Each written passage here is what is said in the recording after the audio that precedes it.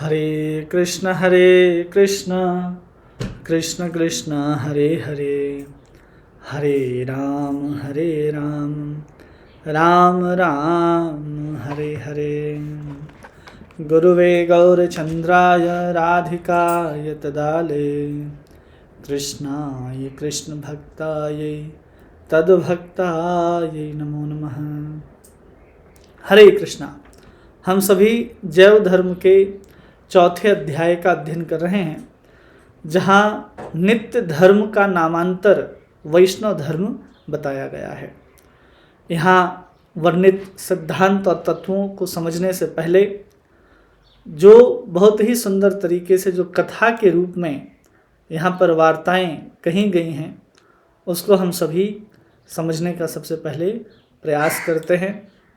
जहाँ लाहड़ी महाशय वैष्णव दास के कुटिया के पास ही रह रहे हैं और समीप में ही बहुत सारे कटहल और आम के वृक्ष हैं और चारों तरफ छोटे छोटे सुपारी के वृक्ष लगे हुए हैं और उसी आंगन में एक गोल सा चबूतरा है और उसी चबूतरे में एक प्रद्युम्न ब्रह्मचारी उस कुंज में रहा करते हैं। यह चबूतरा कहा जाता है कि उसी समय का है जब माता सुरभि आकर के वहाँ पर निवास करती थी, जिसको आज हम सब सुरभि कुंज के नाम से जानते हैं, जो आज भी गोद्रिम द्वीप में विद्यमान है। संध्या का समय हो गया था। वैष्णव दास अपने कुटी में पर्ण के आसन पर बैठ कर के हरि नाम जप कर रहे थे। कृष्ण पक्ष का समय है। धीरे धीरे जो रात है वो अधिक अंधेरी होते जा रही है। लाहड़ी महाशय कुटी में एक टिमटिमाता हुआ दीपक जल रहा है और अकस्मात उनको दिखाई पड़ता है कि दरवाजे के समीप एक सांप है और एक लाठी लेकर के उस सांप को मारने के लिए दीपक को तेज करके लौटते हैं, लेकिन उसी समय देखते हैं कि सांप वहाँ से गायब हो गया है। और लाहड़ी महाशय वैष्णव दास से कहा कि सावधान रहें, आपकी कुटी में सांप आ गया है। वैष्णव दास बोले कि आप सांप से इतना घबराते क्यों हैं, आइए मेरे कुटी में बैठिए। लाहड़ी महाशय कहने लगे और कहते हैं कि मन अभी भी बहुत चंचल था। उन्होंने कहा कि इस विषय में तो हमारा शांतिपुर बहुत अच्छा है, वहाँ शहर में सांप बिच्छू का कोई भय नहीं रहता और यहाँ नदिया प्रांत में सांप का भय बना रहता है, खासकर गोद्रिम में जहाँ बहुत सारे सर्प आदि रहते हैं। वैष्णव दास बाबा जी ने समझाया कि विषयों को, अपने मन को विषयों में चंचल करना उचित नहीं है। श्रीमद् भागवत में जैसे राजा परीक्षित की कथा अवश्य सुनी होगी, जहाँ सांप का भय परित्याग करके श्री सुखदेव गोस्वामी के मुख से श्री हरि कथामृत का पान करते हुए परम आनंद का लाभ प्राप्त किया था राजा परीक्षित ने। क्योंकि मनुष्य के चित्त देह को सर्प कभी भी आघात नहीं कर सकता, कष्ट नहीं पहुंचा सकता, समाप्त नहीं कर सकता। केवल भगवत कथा विरह रूपी सर्प ही उस देह को व्याघात कर सकती है। और ये जो जड़ शरीर है वो नित्य नहीं है, एक न एक दिन इस जड़ शरीर को छोड़ना ही है। वैष्णवदास बाबा जी कह रहे हैं कि कृष्ण की इच्छा अगर हो इस देह को समाप्त करने का, तो उसे कोई भी ताकत बचा नहीं सकती। और जब शरीर भंग होने का समय ही उपस्थित नहीं हुआ है और हम यदि सर्प के साथ भी शयन करते हैं तो हमारा शरीर नष्ट होने वाला नहीं है। इसलिए बिना कारण अपने मन को चंचल करना उचित नहीं है और भयभीत मन के द्वारा भगवान श्री हरि के चरणों में नियुक्त नहीं किया जा सकता। मन को, मन भयभीत है तो भगवान के चरणों पर नियुक्त नहीं हो सकता है। इसलिए मन को अत्यंत निर्भीक करने की आवश्यकता है, ऐसा यहाँ पर वर्णन करके समझाते हैं। लाहड़ी महाशय ने कुछ श्रद्धा के साथ, आपके साधु वचनों ने मेरा हृदय निर्भय हो गया है। अब मैं समझ गया हूँ कि हृदय को उन्नत करना ही परमार्थ लाभ किया जा सकता है। परमार्थ लाभ कैसे संभव है? हृदय को जब हम उन्नत बनाते हैं तो उन्नत करने के बाद ही हृदय जो है हम सबका वो क्या बन सकता है? वो वैष्णव बनाया जा सकता है। बाबा जी कहते हैं हृदय में भक्ति देवी का आविर्भाव होने से हृदय सहज और उन्नत हो जाता है। जैसे ही हृदय में क्या आएगा, भक्ति महारानी की कृपा होगी, हमारा हृदय अपने आप सहज हो जाएगा, उन्नत हो जाएगा। और संत असंत सभी जीव वैष्णव जनों से प्रीति करने लग जाते हैं। इसलिए मनुष्य मात्र का कर्तव्य है वैष्णव होना।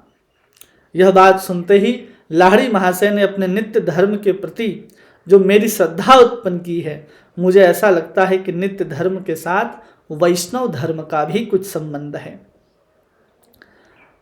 और वैष्णव धर्म और नित्य धर्म एक हैं, इसे मैं अब भी नहीं समझ पाया हूँ, कृपया मेरे ऊपर कृपा करें।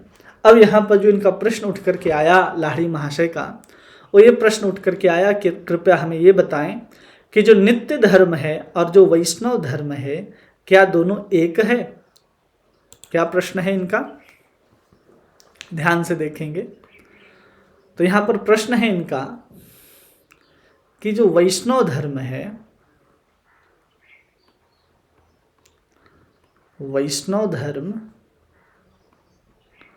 और नित्य धर्म क्या है? नित्य धर्म, ये दोनों एक हैं, दोनों बराबर हैं, ऐसा इनका प्रश्न है। अब इसका उत्तर देते हुए वैष्णवदास बाबा जी समझाते हुए कहते हैं कि वैष्णव धर्म जो है और नित्य धर्म एक ही है, लेकिन वैष्णव धर्म क्या होता है उसको पहले समझ लो। क्योंकि हम वैष्णव धर्म को नित्य धर्म तो मान लेते हैं, लेकिन वैष्णव धर्म के भी अलग अलग प्रकार हैं। अब यहाँ पर वैष्णव धर्म के दो प्रकार का वर्णन करते हैं। पहला प्रकार कौन है वैष्णव धर्म का, तो उसके विषय में वर्णन करते हुए बताते हैं कि पहला जो प्रकार है वैष्णव धर्म का वो क्या है। एक को कहते हैं शुद्ध वैष्णव धर्म। एक क्या कहलाता है? शुद्ध वैष्णव धर्म, ठीक है। और दूसरा कहलाता है विद्ध वैष्णव धर्म। विद्ध वैष्णव धर्म, ये दो प्रकार के हो गए। वैष्णव धर्म कितने प्रकार के हो गए? दो। एक हो गया शुद्ध वैष्णव धर्म और दूसरा हो गया विद्ध वैष्णव धर्म। और इसमें जो शुद्ध वैष्णव धर्म है, यह शुद्ध वैष्णव धर्म 4 प्रकार का होता है। ये शुद्ध वैष्णव धर्म कितने प्रकार का है? 4 प्रकार का होता है। जिसमें सबसे पहला क्या है? दास्यगत। सबसे पहला दास्यगत। दूसरा साक्ष्यगत। साक्ष्यगत। तीसरा शुद्ध वैष्णव धर्म वात्सल्यगत।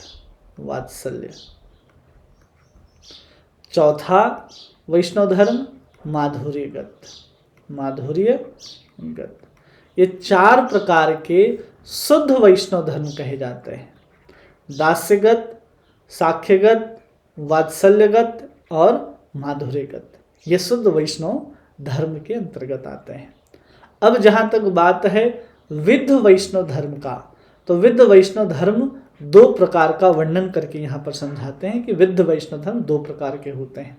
और यही जो शुद्ध वैष्णव धर्म है, इसी शुद्ध वैष्णव धर्म को हम सब नित्य धर्म भी कहते हैं और इसी को हम सब परम धर्म भी कहते हैं।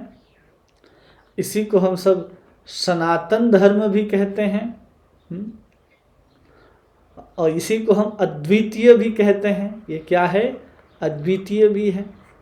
ये सब इसी शुद्ध वैष्णव धर्म के इतने सारे नामांतर हम सबको देखने के लिए मिलते हैं।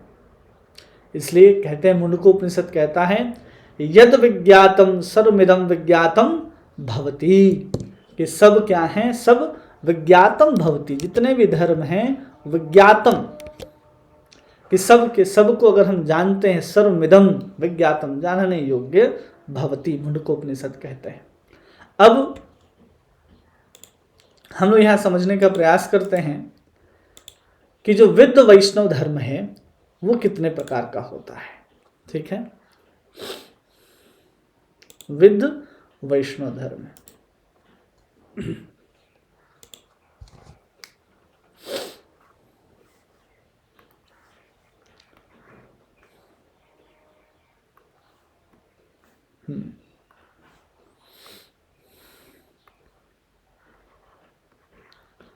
विद्ध वैष्णव धर्म। ये दो प्रकार के होते हैं। एक तो होता है कर्मविद्ध वैष्णव धर्म, और दूसरा ज्ञानविद्ध वैष्णव धर्म। ज्ञानविद्ध वैष्णव धर्म, ठीक है। विद्ध मतलब क्या है? बाधित। विद्ध मतलब क्या है? रुका हुआ। तो जैसे कि शब्द से ही पता चल रहा है, कर्म विद्ध जब कहा जा रहा है तो कर्म के द्वारा बाधित है जो वैष्णव धर्म। और वैष्णव धर्म क्यों कह रहे हैं? क्योंकि वहां भी क्या होता है, वैष्णव भगवान विष्णु की आराधना होती है। और ये प्रायः कहाँ चलता है? जैसे सामान्य लोग जो संसार में रहते हैं, जो समार्थ लोग हैं, जो समार्थ जन हैं, वे लोग वैष्णव धर्म की उन पद्धतियों का पालन भी करते हैं। जैसे समाज में जितने भी लोग हैं जो अपने आप को वैष्णव कह रहे हैं, जो समार्थ में जो कहते हैं कि हम भी वैष्णव हैं, वो लोग जिस वैष्णव धर्म का पालन करते हैं, उस वैष्णव धर्म में वैष्णव मंत्र भी होता है। क्या है? वैष्णव मंत्र भी उनको प्राप्त होता है। वैष्णव मंत्र प्राप्त करने के साथ साथ उनकी दीक्षा भी होती है, और भगवान विष्णु की भी सेवा करते हैं, उन्हीं की पूजा भी करते हैं, उनका नाम आदि भी जप करते हैं।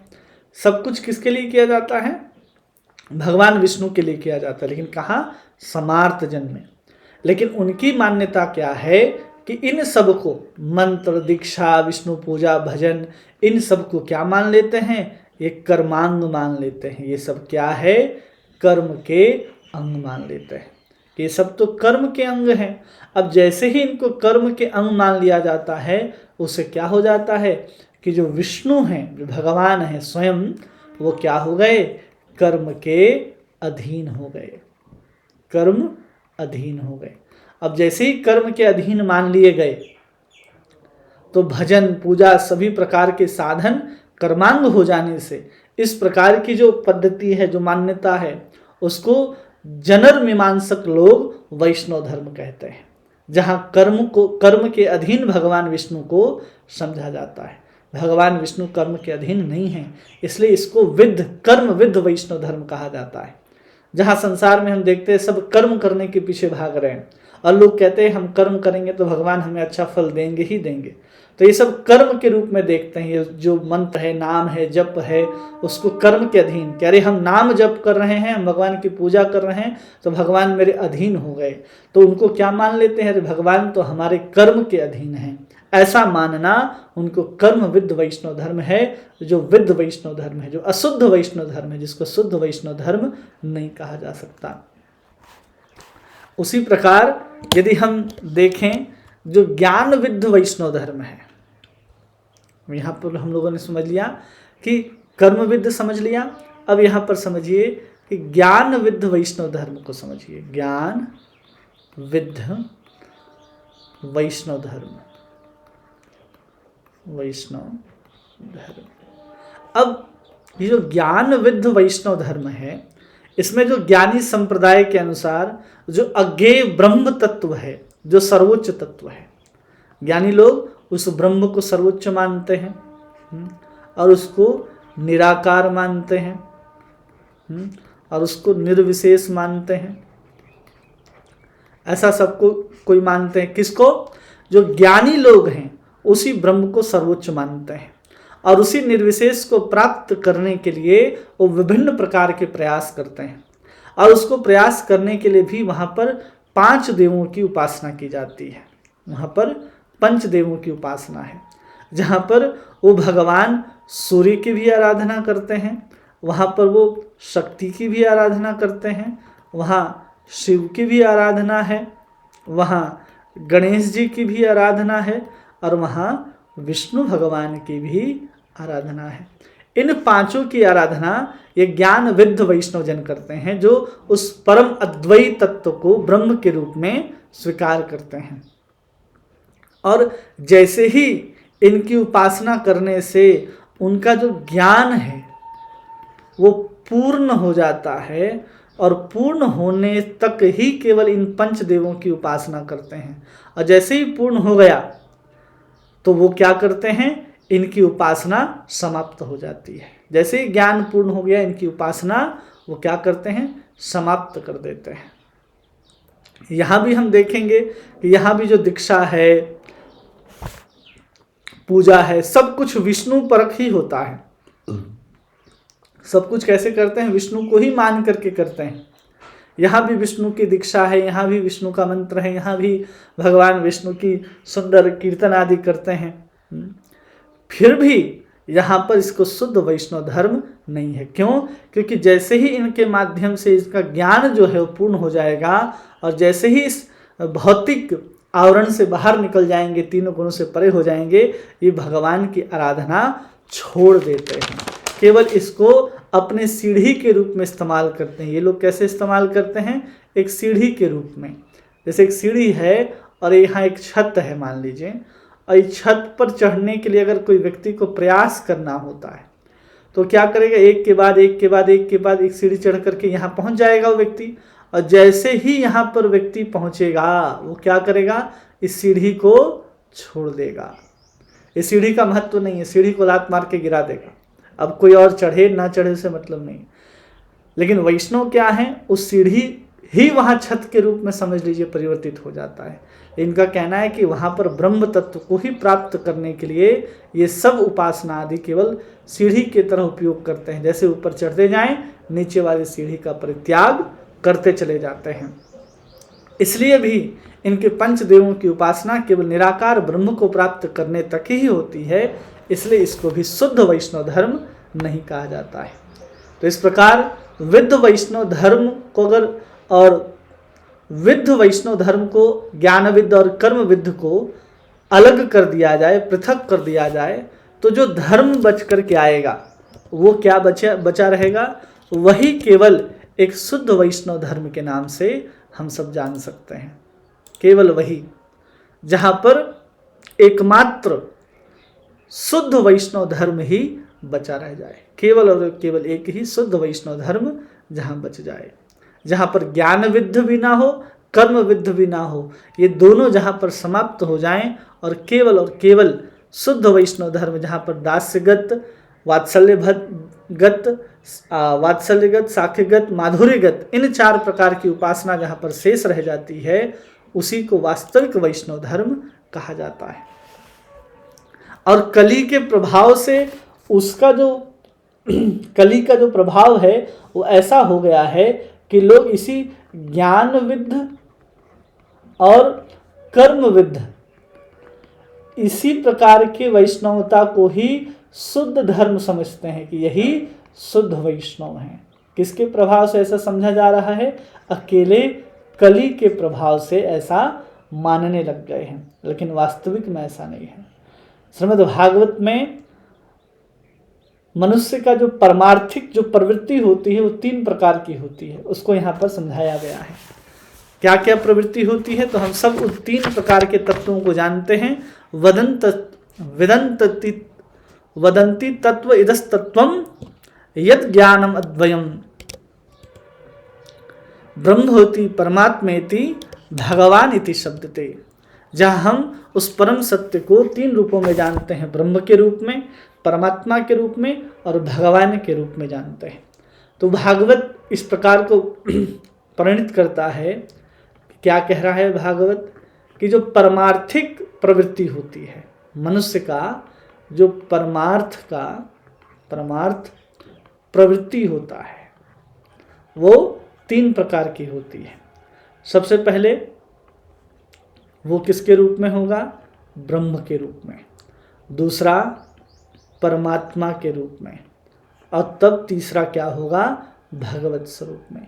ये 3 प्रकार की प्रवृत्ति मनुष्य में पाई जाती है।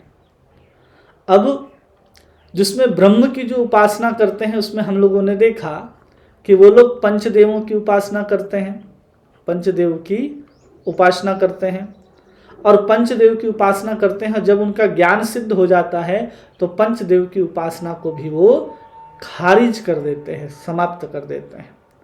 और जो परमात्मा संबंधित जो प्राप्त करना चाहता है वो मूलतः क्या करता है, उस परमात्मा के साथ समाधि चाहता है, उस परमात्मा का दर्शन चाहता है। तो ये सब क्या करते हैं, कर्म योग का आश्रय लेते हैं या फिर अष्टांग योग का आश्रय लेते हैं, अष्टांग योग का आश्रय लेते हैं जो परमात्मा की प्राप्ति करना चाहता है। और वही जब पंचदेवों की उपासना में देखेंगे तो यहाँ विष्णु की आराधना है और जितना सब कुछ है, इन सब में क्या है, इन सबको कर्मांग मान लिया जाता है। इन सब में क्या मानते हैं, इनमें जो पंचदेवों की उपासना है इन सबको क्या मानते हैं, कर्मांग मान लेते हैं। ये कर्म के अंग हैं और ये परमात्मा को उपलब्ध करने वाले भी उसको कर्मांग के रूप में ही स्वीकार करते हैं। लेकिन जो भगवत स्वरूप को जो प्राप्त करने वाले लोग हैं, जो परमार्थिक प्रवृत्ति जिसमें भगवत स्वरूप में विद्यमान है, जो भगवान श्री हरि को सविशेष भगवत स्वरूप के अनुगत्य में भजन करते हैं और भक्ति तत्व में रुचि उत्पन्न होती है, ऐसे सौभाग्यशाली व्यक्ति में ही ये सब उपलब्ध होता है।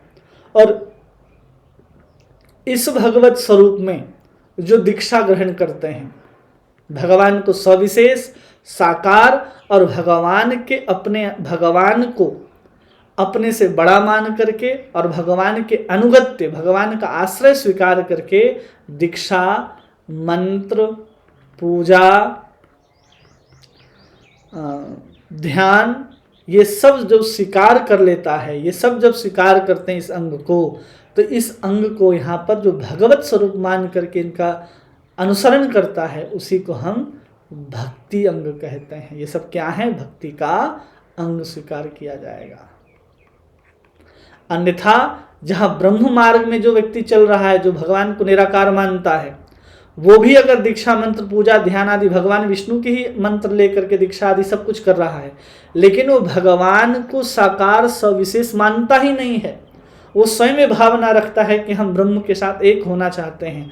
उसके लिए यही मंत्र, वही दीक्षा जो हम जप करते हैं, जो आप जप करते हैं, जिस प्रकार हम पूजा आदि करते हैं, वैसे ही सब पद्धति उसकी भी होगी। लेकिन वो इसको क्या मान लेगा, वो इसको केवल और केवल कर्मांग मान करके स्वीकार कर लेगा, जिसके लिए वो भक्ति का अंग नहीं बन पाएगा। जो परमात्मा का साक्षात्कार करना चाहता है वो भी इन चीज़ों को ग्रहण करेगा कर्म योग, अष्टांग योग के माध्यम से, लेकिन कर्मांग मान लेगा। लेकिन जो वास्तव में भगवान को कैसा समझता है, भगवान को साकार समझता है, साकार हैं, उसके साथ साथ सविशेष हैं, ऐसा मान करके जो मंत्र, दीक्षा, पूजा आदि के द्वारा भगवान विष्णु की आराधना करता है, उसके ही दीक्षा, मंत्र, श्रवण, कीर्तन आदि सब कुछ भक्ति के अंग कहे जाएंगे। और जो निराकार मांग करके भगवान का श्रवण कीर्तन भी कर रहा है लेकिन भगवान को निराकार मानता है, तो उसके लिए वो क्या हो जाएगा, केवल और केवल कर्मांग कहे जाएंगे। इसलिए जो भगवत तत्व है वही कौन है, विष्णु तत्व है। जो भगवत तत्व को ही हम विष्णु तत्व के नाम से जानते हैं। जो भगवान है वो कौन है, स्वयं विष्णु तत्व है। कई लोग होते हैं जो कंफ्यूज हो जाते हैं इस चीज़ों में कि भगवत तत्व हैं। जब हम भगवत तत्व की बात कर रहे हैं तो भगवत तत्व में केवल और केवल भगवान विष्णु ही वहाँ पर प्रयोजन के स्वरूप में हम सबके मुख्य रूप में जाने जाते हैं। इसलिए भगवत तत्व और विष्णु तत्व में किसी प्रकार का भेद नहीं है। समझ लीजिए, जो भगवत तत्व है वही कौन है, वही विष्णु तत्व है। इसमें कोई भेद नहीं है, ये बिल्कुल क्या है, बराबर है। और इन भगवत तत्व या विष्णु तत्व के अनुगत, इनके क्या स्वीकार कर लेगा, कोई अनुगत हो जाता है, एकदम अनुगत्य को स्वीकार कर लेता है। वही अनुगत जीव जो है वो क्या कर सकता है, शुद्ध हो सकता है। और उसकी शुद्धता जब उसकी आ जाती है और उसकी प्रवृत्ति को जब हम प्राप्त करते हैं, उसके अनुगत्य जब जीव हो जाएगा तो शुद्ध हो जाएगा। और जब जीव शुद्ध हो जाता है तो उसकी जो प्रवृत्ति निकल करके आएगी, शुद्ध हुए जीव की प्रवृत्ति जब निकल करके आएगी, उसी प्रवृत्ति को हम सब क्या कहते हैं, भक्ति कहते हैं। और हरि भक्ति को ही अब यहाँ पर आइए, इसी हरि भक्ति को ही यहाँ पर हम सब नित्य धर्म कहते हैं। यही नित्य धर्म है, यही सनातन धर्म है। इसी को हम पर धर्म कहते हैं। इस नाम से क्या है, यही विख्यात है और कुछ भी नहीं है। भगवत तत्व को के अनुगत्य होकर के जो जीव अपने प्रवृत्ति को शुद्ध करके जब भक्ति करता है, उसी भक्ति को सनातन धर्म कहें, चाहे नित्य धर्म कहें, हरि भक्ति कहें, चाहे हम उसको पर धर्म कहें, उस नाम से वही विख्यात है। इस चीज़ को भी समझना आवश्यक है। कई लोग कहते हैं कि केवल निराकार का ही पूजा जो है वो श्रेष्ठ है। नहीं, निराकार के साथ साथ साकार भी हैं भगवान। केवल निराकार ही भगवान नहीं है, बल्कि भगवान निराकार होने के साथ साथ साकार भी हैं। और हम केवल उनको अगर निराकार मान लेते हैं तो हम भगवान के आधे ज्ञान से वंचित रह जाएंगे, या फिर हम भगवान को केवल साकार मान लेते हैं तो भी हम भगवान के ज्ञान से वंचित रह जाएंगे। इसलिए इन चीज़ों का हम सबको ध्यान रखना है। इसलिए जो ब्रह्म प्रवृत्ति और जो परमात्मा प्रवृत्ति है, अब इसको भी स्पष्ट समझ लीजिए। यहाँ हम लोगों ने समझा ना, ब्रह्म प्रवृत्ति समझ लिया और परमात्मा प्रवृत्ति। परमात्मा प्रवृत्ति,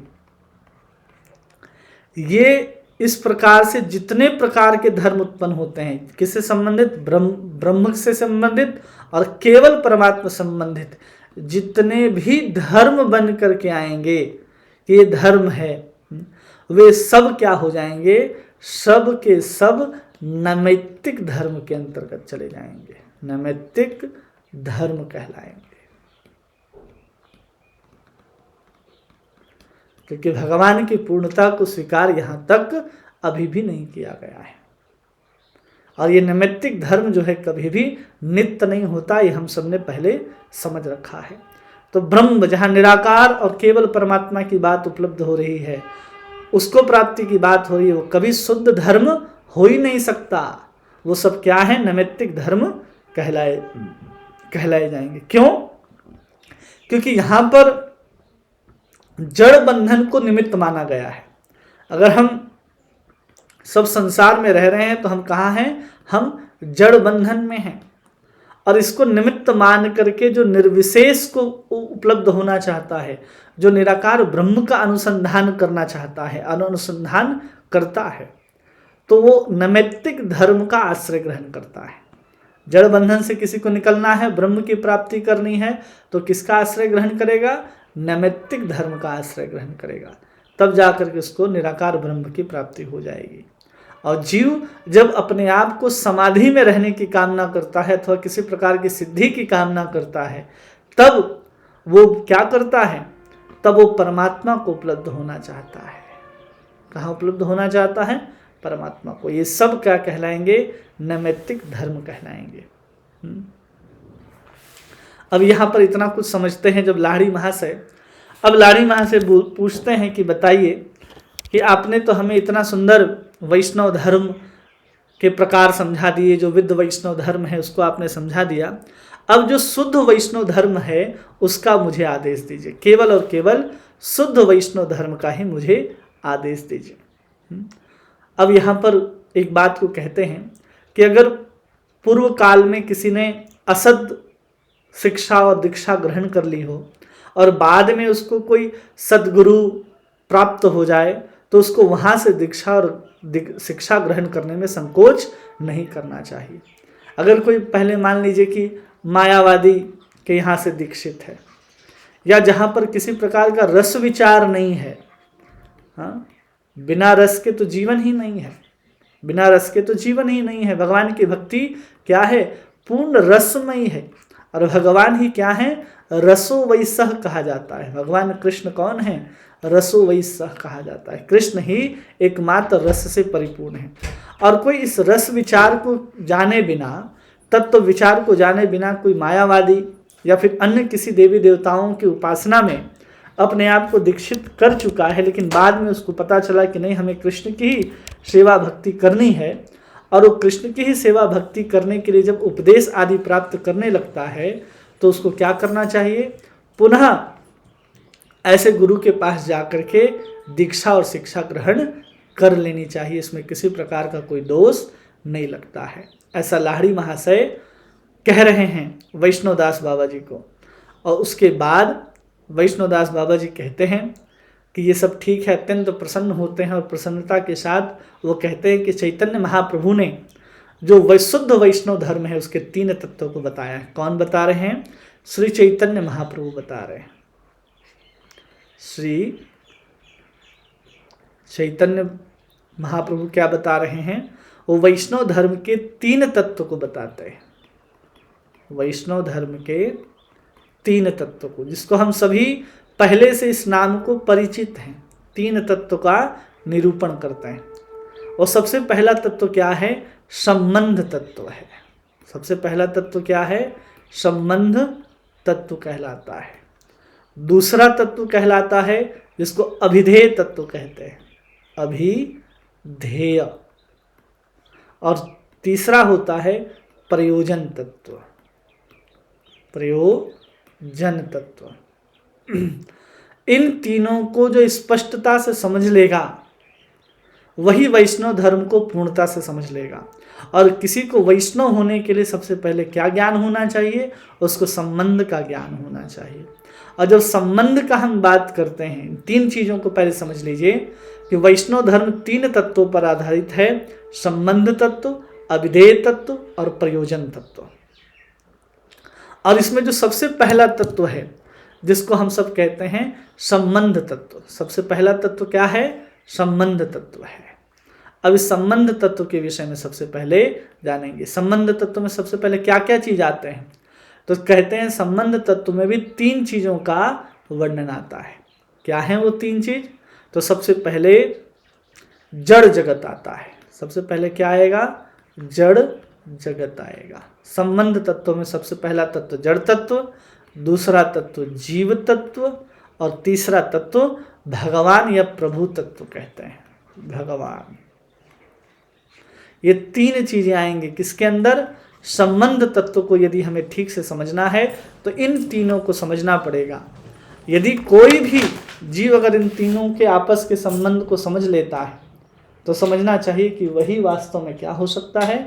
वही जड़ जगत, जीव जगत, भगवान को जानने के बाद वो शुद्ध वैष्णवता को प्राप्त कर सकता है। ठीक है, तो एक एक करके इसको हम लोग समझते हैं। तो जड़ जगत क्या है? सबसे पहले ये समझ जाइए जड़ जगत क्या है। जो हम सबको ये जो 14 भुवन दिखाई दे रहे हैं, पृथ्वी जल अग्नि वायु आकाश मन बुद्धि अहंकार आदि दिखाई दे रहे हैं, यही जड़ जगत है। जीव कौन है? जो हम सब जो जीव हैं, जो 84 लाख योनियों में भटक रहे हैं, वो सब कौन है? वो सब जीव हैं। और भगवान कौन है? जो सर्वशक्ति संपन्न है, जो सर्व आकर्षक हैं, जो ऐश्वर्य और माधुर्य के एकमात्र निलय हैं, और उनके ही जो प्रभा है उसी को निर्विशेष ब्रह्म के रूप में जाना जाता है। वही कृष्ण कौन है? भगवान है। जड़ जगत क्या है? यही माया जो हम सबको दिखाई दे रही है, यही माया है। और वही जो पराशक्ति है, भगवान की जो पराशक्ति है, उसके जो विक्रम होते हैं, उसका जो प्रकाश होता है, जब जीव के निकट होता है, भगवान का जब शक्ति का जब प्रकाश हम सबके सामने होने लगता है, तब जाकर के हम लोग चित्त शक्ति के द्वारा लीला शक्ति को समझते हैं और तटस्था शक्ति के द्वारा अनंत जीवों का उदय होता है और माया शक्ति के द्वारा भगवान इस जगत को बनाते हैं। भगवान क्या करते हैं? भगवान की जो 3 प्रकार की शक्तियां होती है, सबसे पहले एक होता है चित्त विक्रम, जिसको कहा जाता है।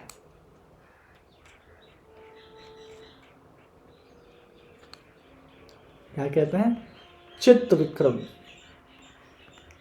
चित्त। दूसरा कहते हैं तटस्थ विक्रम, तटस्थ विक्रम। और चौथा होता है माया विक्रम। इसी चित्त विक्रम के द्वारा जितने भी भगवान के लीला संबंधी वस्तुएं होते हैं, उसका दर्शन, उसका ज्ञान हम सबको होता है। तटस्था शक्ति से जीवात्माओं का उदय होता है और माया शक्ति से, माया विक्रम से जगत का उदय होता है। ठीक है, इन तीनों चीज को यहाँ समझाते हैं।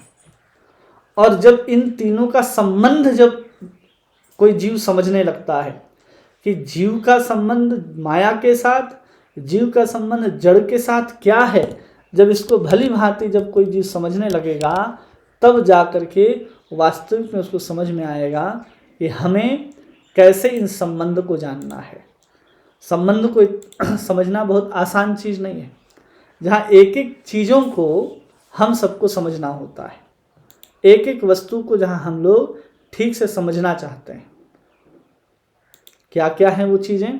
तो सबसे पहले जीव को समझना होगा। किसको समझना होगा? जीव। जीव का संबंध किसके साथ? जीव का संबंध माया के साथ। फिर जीव का संबंध किसके साथ? जीव का संबंध कृष्ण के साथ। ठीक है।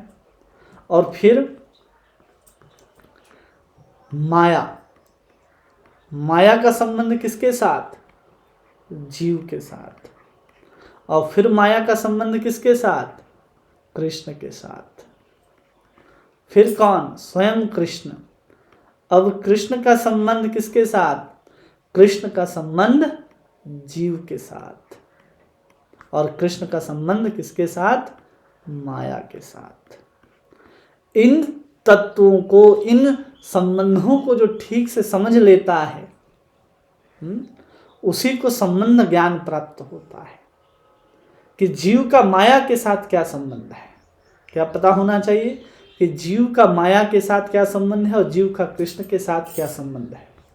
माया का कृष्ण के साथ क्या संबंध है और माया का जीव के साथ क्या संबंध है। कृष्ण का माया के साथ क्या संबंध है और कृष्ण का जीव के साथ क्या संबंध है। इन तीनों को जब व्यक्ति समझता है तब ही संबंध ज्ञान उदय होता है। और संबंध ज्ञान रहित व्यक्ति किसी प्रकार से वैष्णव नहीं हो सकता। ये यहाँ पर कहा जा रहा है कि किसी प्रकार से वैष्णव हो ही नहीं सकता जो इन तीनों के संबंध को ठीक से नहीं समझता है। इसलिए इन तीनों को हम सबको बहुत भली भांति समझने की आवश्यकता है।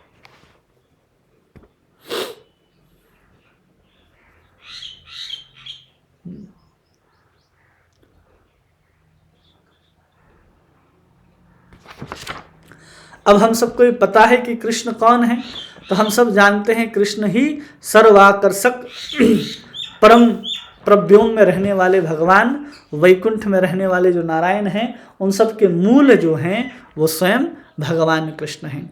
और वही अपने माधुर्य का प्रकाश श्री वृंदावन धाम के अंतर्गत करते हैं। उनके समान कोई नहीं है और उनके बराबर भी कोई नहीं है, ऐसा कृष्ण की शक्ति है। अब यहाँ पर लाहड़ी महाशय जो हैं वो अत्यंत भाविक हो जाते हैं। अब यहाँ पर ये सब यहाँ पर ज्ञान समझाया जा रहा है कि जीव माया, माया का संबंध क्या है। तो लाहड़ी महाशय यहाँ पर प्रश्न पूछते हैं कि ऐसा लगता है कि वैष्णव लोग भावुक हुआ करते थे, उन्हें ज्ञान की कोई आवश्यकता नहीं थी। ये बात कहाँ तक ठीक है? वास्तव में वैष्णव लोग भावुक नहीं हुआ करते हैं, उनको संपूर्णता का ज्ञान होता है कि जड़ जगत क्या है, ये सब क्या है, सबका ज्ञान होता है। ऐसा लाहड़ी महाशय कह रहे हैं। तो वैष्णवदास बाबा जी यहाँ पर उत्तर देते हैं कि भाव का उदय होना ही वैष्णव का परम फल है, लेकिन भावुकता नहीं। भाव का उदय होना ही वैष्णव का परम फल है। और जो ब्रह्म अनुसंधान में भाव और चेष्टा और शुद्ध भाव का अनुकरण मात्र होता है, केवल कृष्ण प्राप्ति करने के लिए ही जो भाव उदित होता है उसी को भाव कहा जाता है। कोई निराकार ब्रह्म का उपासना करे और कहे कि अरे यही भाव है, तो स्वीकार्य नहीं है, वो स्वीकार्य नहीं है। क्या कह रहे हैं कि अगर कोई ब्रह्म का अनुसंधान कर रहा हो, निराकार ब्रह्म का अनुसंधान में लगा हो और उसमें फिर भाव का वो चेष्टा करता हो और भाव का अनुकरण मात्र है, जहाँ वो कंप, रोमांच, अश्रु ये सब अगर दिखाता है तो क्या है? भाव का केवल अनुकरण कर रहा है, वास्तविक नहीं है वो, केवल क्या है? अनुकरण है। और जो ज्ञानी लोग होते हैं, जो ज्ञान मार्ग में चलते हैं, उनके लिए भावुकता क्या है? उनके लिए भावुकता केवल और केवल एक उत्पात मात्र है। किसके लिए? ज्ञानी जनों के लिए भावुकता क्या है? उत्पात मात्र है और कुछ भी नहीं है। लेकिन शुद्ध भक्तों के लिए संबंध ज्ञान जो है वो अत्यंत आवश्यक है। ब्रह्म के अलावा, अब अगला प्रश्न पूछते हैं यहाँ पर वैष्णोदास बाबा जी, कह रहे ब्रह्म के अलावा तो कोई दूसरा तत्व तो है ही नहीं, ऐसा निराकारवादी निर्विशेषवादी लोग मानते हैं। और उस ब्रह्म का भी आश्रय जो है वो स्वयं भगवान कृष्ण हैं। तो सभी ज्ञानी लोग और ब्रह्मवादी लोग उस ब्रह्म को छोड़ करके, अपने ज्ञान को छोड़ करके भगवान का भजन क्यों नहीं करने लग जाते? ये प्रश्न है। तो उसके उत्तर में वैष्णोदास बाबा जी कहते हैं कि ब्रह्मा, सनकादिक 4 कुमार, सुखदेव गोस्वामी, नारद जी और देवादिदेव, महादेव, अनंत देव, ये सब भगवान की चरणों की उपासना करने लग गए। सुखदेव गोस्वामी की कथा में हम लोगों ने श्रवण किया है कि सुखदेव गोस्वामी शुरू से ही ब्रह्मवादी थे, वो ब्रह्म में स्थित थे। जैसे ही भगवान की लीला कथा का श्रवण उनको प्राप्त हुआ, उस निराकार की उपासना छोड़ करके परम तत्व, परम अद्वैत तत्व भगवान की उपासना करने लग गए। उसी प्रकार सनक, सनंदन, सनातन 4 कुमार जो थे वो लोग भी भगवान के निराकार उपासना में ही संलग्न थे। लेकिन जैसे ही वैकुंठ के दरवाजे में पहुंचते हैं और वहां भगवान के चरणों पर अर्पित तुलसी पुष्प आदि की सुगंध जब उनको प्राप्त होती है, तो ये सनक, सनंदन, सनातन भी क्या करने लग जाते हैं? ये सब भी अपने उस निराकार ब्रह्म की उपासना को छोड़ करके एकमात्र भगवान विष्णु की उपासना करने लग जाते हैं। अब यहाँ पर आगे प्रश्न उठता है, लाहिड़ी महाशय जी प्रश्न पूछते हैं। क्या प्रश्न पूछते हैं?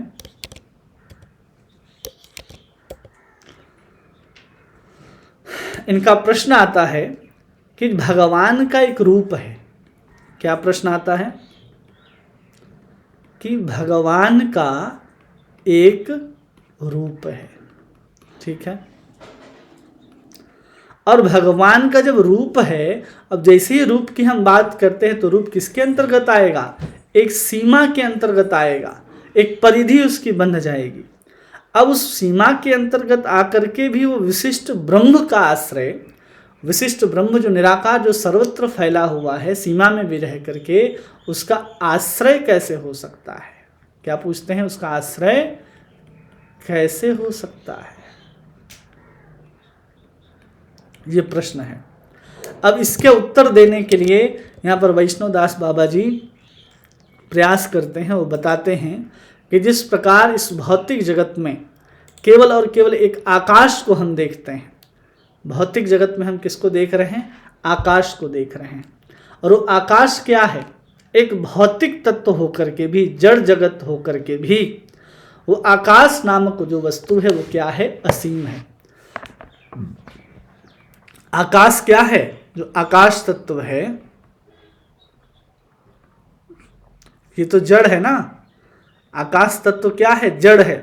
और जड़ होकर के भी आकाश क्या है? असीम है, उसकी कोई सीमा नहीं है। तो जरा विचार कीजिए कि जो ब्रह्म असीम होने से आकाश की अपेक्षा ब्रह्म से अधिक महात्मा क्या रहा होगा? वो तो बहुत श्रेष्ठ नहीं होगा।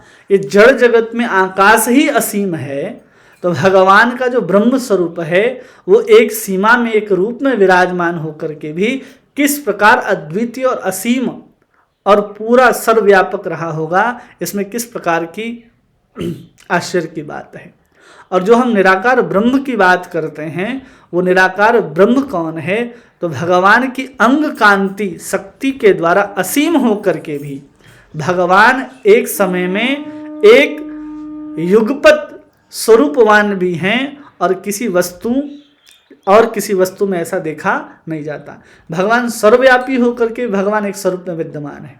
भगवान वहाँ पर उत्तरा के सामने भी खड़े हैं और उत्तरा के गर्भ में भी विराजमान हैं। हम सबके सामने भगवान अर्च विग्रह में भी विराजमान हैं, और वही भगवान 84 लाख प्रकार के योनियों के अंतर्गत हरेक के हृदय में विराजमान हैं, और वही भगवान एक एक कण में व्याप्त हैं, लेकिन फिर भी भगवान हमारे सामने वैसे ही स्थित हैं। तो इस प्रकार भगवान का स्वरूप होकर के भी, भगवान एक सीमा में भी होकर के भगवान सर्वव्यापक हो सकते हैं, ऐसा उत्तर यहाँ पर देते हैं। भगवान कैसे हैं? तो भगवान परम आकर्षक हैं, सर्वव्यापी हैं, सर्वज्ञत्व हैं, सर्वशक्तित्व हैं, परम दयालु हैं, परमानंद हैं और पूर्ण रूपेण विराजमान हैं। ऐसा सर्वगुण संपन्न स्वरूप उत्तम है। इसलिए एक अज्ञात सर्वव्यापी अस्तित्व जिसमें कोई गुण नहीं है, कोई शक्ति नहीं है, वास्तव में ब्रह्म भगवान की ही एक निर्विशेष भाव मात्र है। और भगवान में जो निर्विशेष तत्व है और सविशेष तत्व है, दोनों ही सुंदर समय में एक समय में ही विराजमान है। भगवान एक ही समय में क्या है? भगवान एक ही समय में निराकार भी हैं और एक ही समय में भगवान साकार भी हैं। एक ही समय में ये दोनों हैं, एक ही समय में। इसलिए उनको परम तत्व कहा जाता है। इसलिए वो सविशेषत्व के रूप में विराजमान है कृष्ण के स्वरूप में। जो उनके अंग प्रभा तक जिसका पहुंच है उसके लिए वो निराकार हैं। जो उनके स्वरूप को जानता है उसके लिए भगवान साकार हैं। और ब्रह्म उनका एक अंश मात्र है। जिसको हम निराकार समझते हैं उसी को यहाँ ब्रह्म कहा जाता है। और उसी कृष्ण का क्या है? ये केवल एक अंश मात्र है भगवान का, वो निराकार स्वरूप। उसी निराकार, निर्विकार, निर्विशेष, अपरिज्ञेय, अपरिमेय तत्व को अदूरदर्शी व्यक्तियों को प्रिय होता है। किंतु जो सर्वदर्शी होता है वो उनके पूर्ण तत्व जिसमें साकारत्व भी है और निराकारत्व दोनों है, वैसे कृष्ण की ओर आकर्षित होता है। और वही कृष्ण पूर्ण आकर्षित है। अब यहाँ पर एक और प्रश्न पूछते हैं। क्या प्रश्न है? बहुत सुंदर प्रश्न पूछते हुए यहाँ पर कहते हैं कि भगवान कृष्ण का तो जन्म होता है और भगवान कृष्ण की मृत्यु होती है। भगवान क्या कर रहे हैं? भगवान जन्म को भी प्राप्त हो रहे हैं और भगवान मृत्यु को भी प्राप्त हो रहे हैं। तो भगवान का जो मूर्ति है, जो श्री मूर्ति है, वो नित्य कैसे हो सकता है? हम सब भगवान के जन्म की लीला को श्रवण करते हैं कि कृष्ण का जन्म कहाँ हुआ। कृष्ण का जन्म मथुरा में हुआ, हम सब जानते हैं, ठीक है। और कृष्ण अपने परलोक को कहाँ पर सिधारते हैं? तो हम सब जानते हैं, प्रभास क्षेत्र जिसको कहा जाता है। क्या क्षेत्र है? प्रभास क्षेत्र। तो हम सब देखते हैं कि अरे भगवान ने तो अपना स्वरूप भी धारण किया, कहाँ? जन्म लेते हैं मथुरा के जेल के अंदर और प्रभास क्षेत्र में अपनी लीला को समाप्त कर देते हैं। तो यहाँ पर प्रश्न पूछ रहे हैं लाड़ी माँ से, तो कृष्ण का जो स्वरूप है, जो श्री मूर्ति है, वो नित्य कैसे हो सकता है? इस प्रश्न का उत्तर दीजिए। अब इसमें वो प्रमाण भी देते हैं और कहते हैं, प्रमाण के रूप में बताते हैं कि बाबा जी कहते हैं कि जो कृष्ण मूर्ति है वो कैसे हैं? सच्चिदानंद विग्रह हैं, उसमें जड़ का कोई संबंध ही नहीं होता। जो कृष्ण का जो स्वरूप है वो क्या है? वो जड़ रहित है, जड़ रहित है, ठीक है। अब जो जड़ रहित वस्तु है, और जड़ वाली चीज में जन्म और मृत्यु को हम देखेंगे। जन्म और मृत्यु किसमें होती है? जन्म, मृत्यु, ये सब किसमें देखा जाता है? जो जन्म ले रहा है वो मृत्यु को प्राप्त होगा। भगवान ने समझा जातस्य ही ध्रुवोर मृत्युम, कि जिसका जन्म हुआ है उसका मृत्यु निश्चित है। और ध्रुवम जन्म मृतस्य च, और जिसका मृत्यु हुआ है उसका पुनः पुनर्जन्म भी निश्चित है। इसको कोई टाल नहीं सकता। अब यहाँ पर जब हम कथाओं में जब सुनते हैं, जैसे महाभारत को अगर हम पढ़ेंगे तो भगवान के विषय में महाभारत ऐसा ही वर्णन करता है कि भगवान का जन्म हुआ और भगवान की मृत्यु भी हुई, ऐसा महाभारत वर्णन करता है। तो इसको कैसे समझा जाए?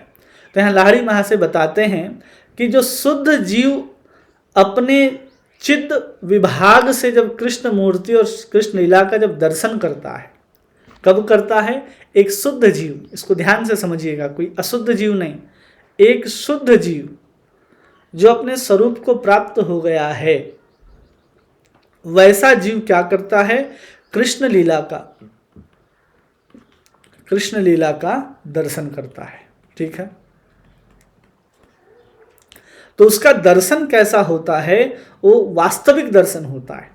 लेकिन जब उसी को वाणी के द्वारा जब हम उसको क्या करते हैं, उसी लीला को वाणी के द्वारा हम व्यक्त करने का प्रयास करते हैं, लीला को वाणी के द्वारा व्यक्त करने का जब प्रयास करते हैं तो वह तत्व जड़ीय इतिहास के रूप में प्रतीत होने लगता है। वो कैसा होने लगता है कि मान लो वो जड़ के रूप में व्यक्त होने लगता है। ये क्या है? जड़ीय इतिहास है। जैसे हम सब इतिहास में पढ़ते हैं ना कि एक राजा हुआ, उस इतने सन में जन्म लिया और इतने ईस्वी में वो मर गया, हम सब ऐसा पढ़ते हैं। लेकिन क्या वास्तविक में हम कृष्ण के विषय में अगर पढ़ें तो हम कहते हैं अरे कृष्ण का जन्म अष्टमी तिथि को इतने हजार साल 5200 लगभग साल पहले हुआ था और फिर भगवान ने इतने साल तक आयु को पूरा करने के बाद अपने शरीर को परित्याग कर दिया। भगवान ने अपने लीला को समाप्त किया और भगवान ने इस धराधाम से जाने के लिए सिर्फ उस लीला का, उस अभिनय का आश्रय ग्रहण करते हैं। और जब हम इस इतिहास को कहेंगे कि भगवान आए, भगवान अवतार लिए, तो कैसे लेंगे? वो देवकी और वसुदेव के गर्भ के आश्रय को ग्रहण करते हैं, नंद यशोदा के आश्रय को, गर्भ के आश्रय को ग्रहण करते हैं।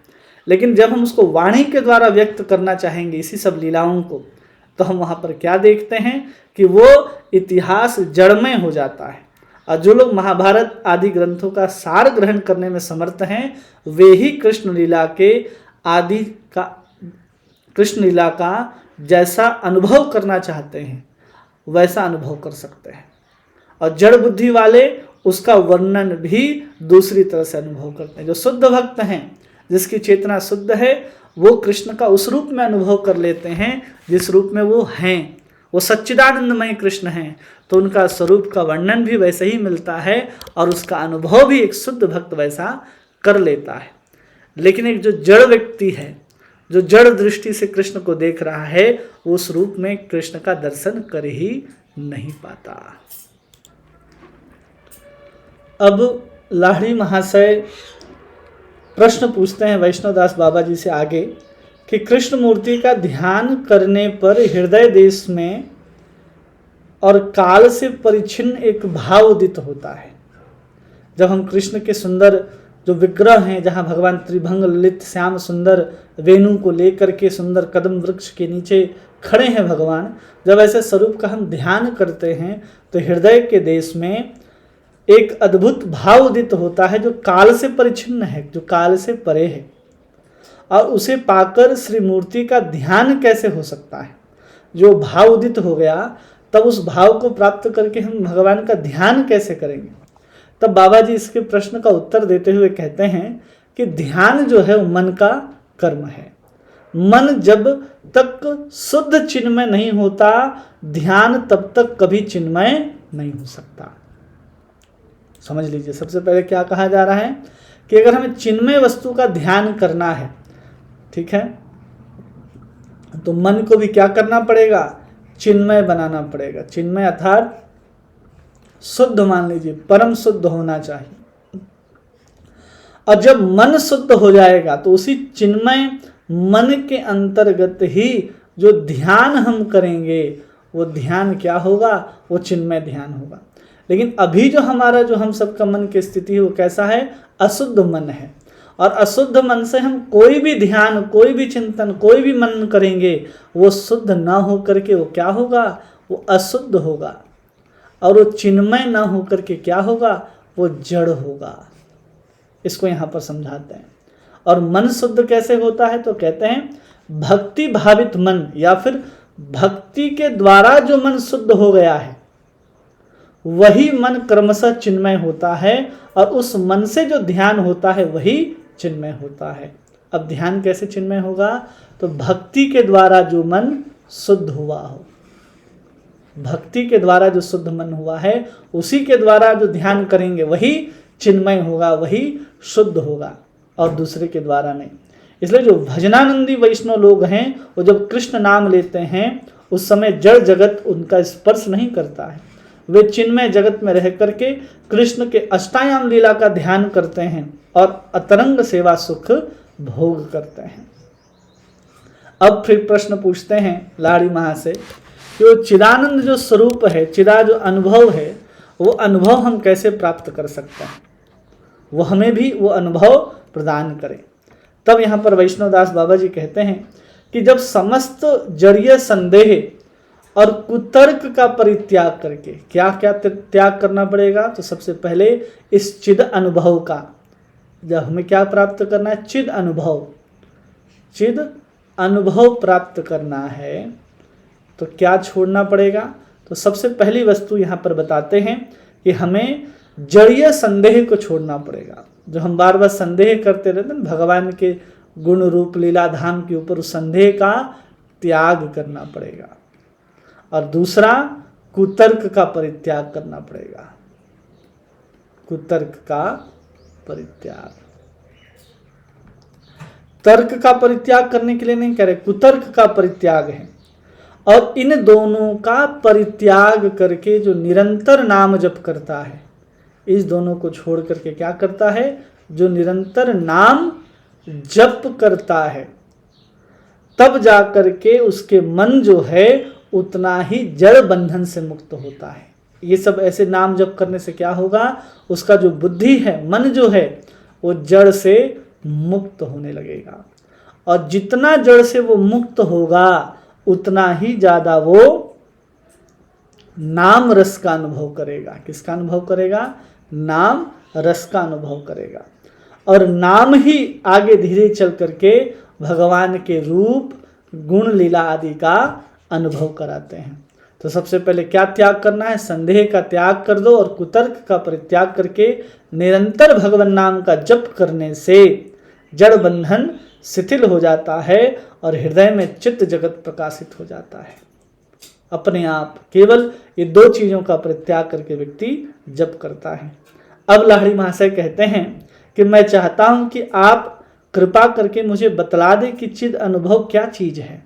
अब क्या कह रहे हैं कि वो चिद अनुभव क्या होता है। सबसे पहले तो यहाँ कहा गया कि उचित अनुभव के विषय में हमको भी बताइए कि हम कैसे अनुभव कर सकते हैं। अब यहाँ पर कहा जा रहा है कि चिद अनुभव होता क्या चीज है।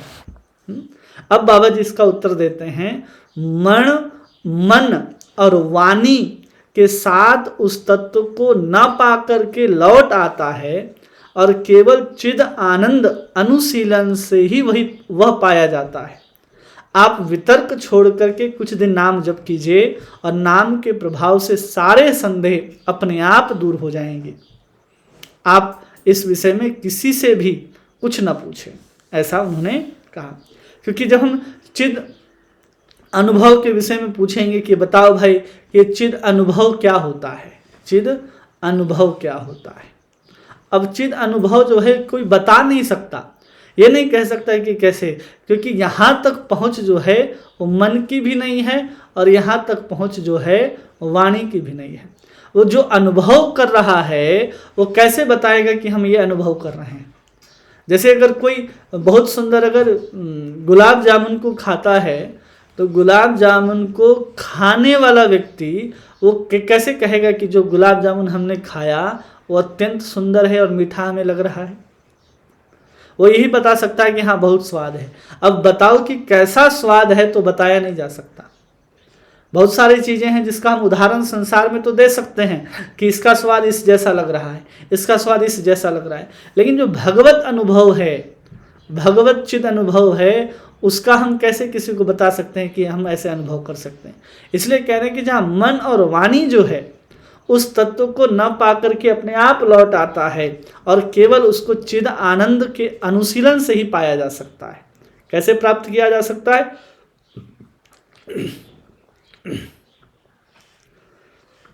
तो चिद अनुशीलन के द्वारा, चिदानुशीलन के द्वारा जिसे प्राप्त किया जा सकता है। और चिद अनुशीलन क्या है? भगवान का रूप गुण लीला आदि का कीर्तन आदि करना ही, भक्ति करना ही वो चिद अनुशीलन कहलाता है। अब यहाँ पर ये चीज़ों को समझाने के बाद लाहिड़ी महाशय कहते हैं कि हमने तो आपको ये चीज़ बता दिया।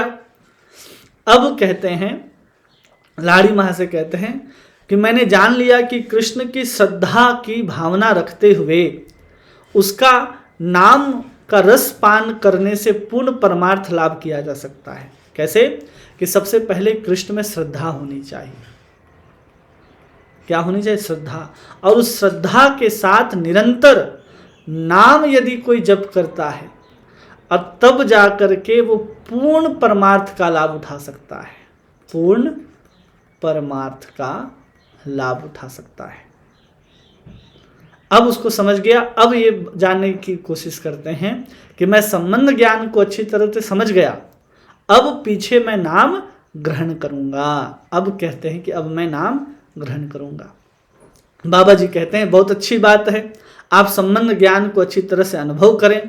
लाड़ी माँ से कहते हैं कि भगवत तत्व मेरी समझ में आ गया, भगवान ही एकमात्र परम तत्व हैं, ब्रह्म और परमात्मा उनके अधीन हैं, उनके अंश हैं, वे सर्वव्यापी होकर के भी अपने अपूर्व एक विग्रह में विराजमान हैं।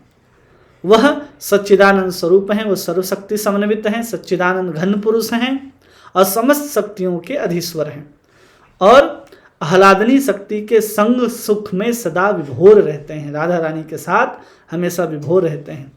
कृपा करके अब मुझे जीव तत्व के विषय में बताइए। ये सब जो हम लोग अभी तक पढ़े, ये सब संबंध ज्ञान के अंतर्गत हम लोग समझ रहे थे। ये सब क्या था?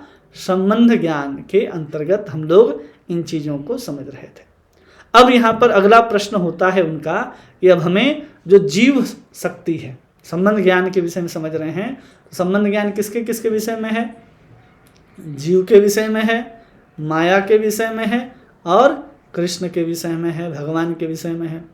तो अब यहाँ पर कृष्ण के विषय में तो समझ गए कि कृष्ण कौन है। अब यहाँ पर वो प्रश्न पूछते हैं कि हमें उस जीव तत्व के विषय में बतलाइए। अब यहाँ पर जीव तत्व के विषय में बतलाने के लिए कहते हैं कि जो अनंत शक्तियों में जो तटस्था शक्ति है भगवान की, हम अनंत शक्तियों को जानते हैं और उन अनंत शक्तियों को 3 भागों में विभाजित किया गया, अतरंगा, बहिरंगा और तटस्था। और उसी अतरंगा, बहिरंगा और तटस्था में जो तटस्था शक्ति है, ठीक है, भगवान की अनंत शक्तियों में एक शक्ति है जिसको कहते हैं तटस्था। ये भगवान की शक्ति है और इस शक्ति का ऐसा तत्व बहिर्गत है जो कहाँ रह सकता है? जो जड़ जगत में भी रह सकता है, जड़ जगत में यहाँ भी, और वो फिर कहाँ रह सकता है? चिद जगत में भी रह सकता है, अर्थात आध्यात्मिक जगत में भी रह सकता है। ऐसा तटस्था शक्ति का स्वभाव है, दोनों जगह विचरण कर सकता है। और इस तत्व को ही हम सब क्या कहते हैं? जीव तत्व कहते हैं। ये क्या कहलाता है? जीव तत्व कहलाता है, जो दोनों स्थानों पर विचरण कर सकता है। लेकिन ये जड़ जगत में कैसे आ जाता है? तो ये तटस्था शक्ति क्या है? अत्यंत क्षुद्र है, अत्यंत छोटा होने के कारण, एकदम छोटा है, अत्यंत छोटा होने के कारण ये जगत में आबद्ध होने के योग्य है। अत्यंत क्षुद्र होने के कारण यह क्या होता है? ये माया के द्वारा पकड़ लिया जाता है और कोई कारण नहीं। जड़ जगत में कैसे है? तो अत्यंत छोटा होने के कारण ही ये माया के द्वारा आबद्ध किया जाता है। और शुद्ध चित्त गठन होने के कारण थोड़ा सा चित्त बल प्राप्त करने से वो चित्त जगत के निवासी होकर के परमानंद का लाभ करता है। ये तटस्था शक्ति जो जीव है उसका गठन कैसे हुआ है? तो इसका गठन ही चित्त वस्तु से हुआ है, आध्यात्मिक वस्तु से हुआ है। इसलिए जैसे ही इसको थोड़ा सा आध्यात्मिक वस्तु प्राप्त होगी, इसको जैसे ही चित्त का बल प्राप्त होगा, ये तुरंत कहाँ पहुँच जाएगा? ये वैकुंठ लोकों में पहुँच जाता है और वहाँ परमानंद का लाभ उठाता है। अब यही जीव जो हैं, वो जीव को 2 भागों में बांट करके समझाते हैं। एक प्रकार के जीव को कहा जाता है बद्ध जीव और दूसरे को कहा जाता है मुक्त जीव। 2 प्रकार के जीव होते हैं। जो चित्त जगत में रह रहा है, जितने भी लोग हैं, जो जीव हैं, वो कहाँ रह रहे हैं? चित्त जगत में रह रहे हैं, आध्यात्मिक जगत में रह रहे हैं, वो सबको मुक्त जीव कहा जाता है।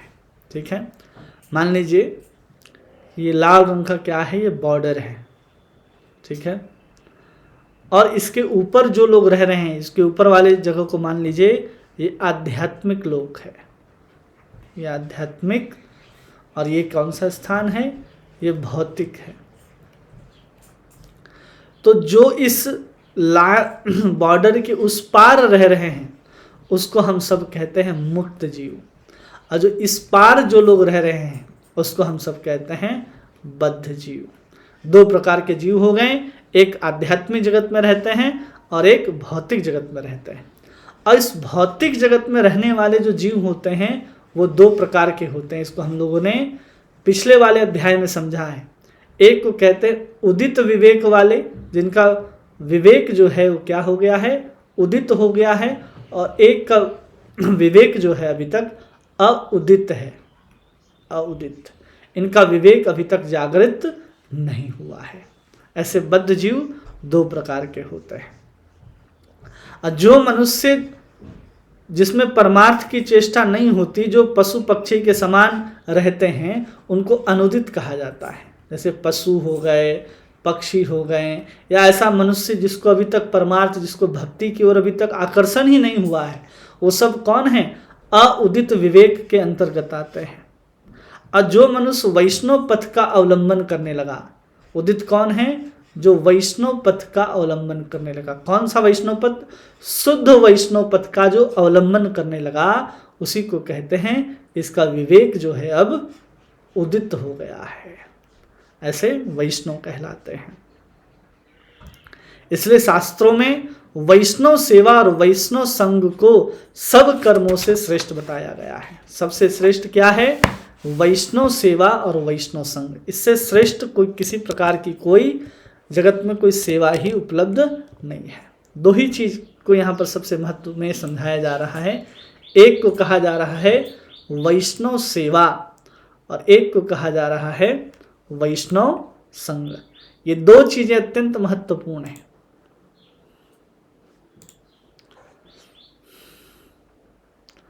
एक को कहते हैं वैष्णव सेवा और एक को कहते हैं वैष्णव संघ।